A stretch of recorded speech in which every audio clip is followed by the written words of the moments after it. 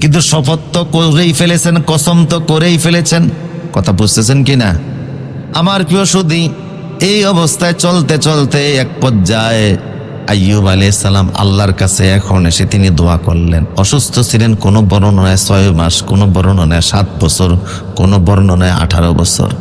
তা আছে আদাদুল কালিল লা ইয়ানফিল আদাদুল কাসির, কম সংখ্যা বেশি সংখ্যাকে নফি করে না। সেই হিসাবে আমরা 18 বছরেই ধরি প্রচলিত যেটা আছে। তাহলে অসুস্থ ছিলেন কেউ কম না অনেক লম্বা সময়?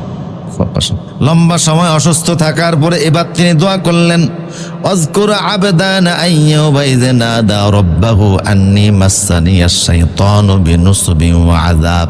আল্লাহ পাক বলেন, নবী আমার বান্দা আইয়ুবের কথা স্মরণ করুন, যখন সে আমাকে ডেকে বলেছিল, আল্লাহ অভিশপ্ত শয়তান আমারে কষ্টে ফেলে দিয়েছে, আমাকে পেরেশানির মধ্যে ফেলে দিয়েছে, এত কঠিন পরিস্থিতির মধ্যে আমি কোনো অভাব অভিযোগ তোমারে আমি দেই না, এরপরেও সে একটার পর একটা জানায় আমারে ডিস্টার্ব দিচ্ছে, আমার সাথে পারে না, এখন আমার স্ত্রীর দিয়েও ক্ষতি করার চেষ্টা করতেছে, নাফরমানিমূলক শব্দ, অসন্তুষ্টিমূলক শব্দ বের করার চেষ্টা করতেছে।